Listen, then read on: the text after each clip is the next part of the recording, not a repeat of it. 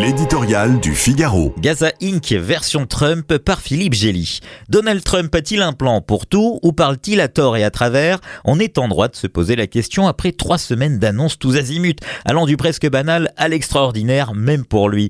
Amnistie générale pour les insurgés du 6 janvier 2021, quasi-fermeture de l'agence d'aide au développement, licenciement ou incitation au départ de centaines de milliers de fonctionnaires, rafle d'immigrants illégaux renvoyés dans leur pays, piratage des ordinateurs du gouvernement fédéral par les geeks d'Elon Musk, droits de douane distribués à la volée, légalisation de la corruption pour gagner des contrats internationaux, projet d'annexion du Groenland et de repossession du canal de Panama. Reprenons notre souffle. Cette bourrasque de décisions entérinées par l'auguste signature du 47e président des États-Unis relève d'une technique qui a fait ses preuves, inonder le terrain pour que les médias et le public ne sachent plus où donner de la tête et pendant ce temps accomplir dans la discrétion ce qui est réellement important.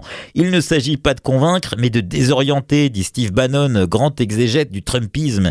Ainsi, nul ne sait à quelle fin les équipes de Musk ont confisqué l'accès aux serveurs de paiement fédéraux. Des juges ont ordonné d'y mettre fin, soupçonnant le casse du siècle, mais l'administration n'en tient pas compte et c'est déjà trop tard de toute façon.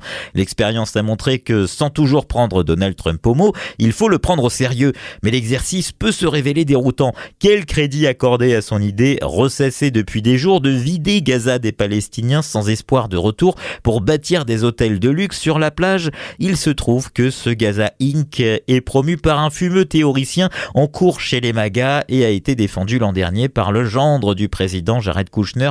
Pour eux, il n'est de problème politique qu'une solution foncière ne puisse résoudre. Foin de la sempiternelle formule des deux États, sans ses habitants, Gaza vaudra beaucoup plus. Et d'ailleurs, pourquoi ne pas coupler le projet avec celui d'Elon Musk d'aller sur Mars? Voilà un point de chute pour les Palestiniens puisqu'on en cherche un.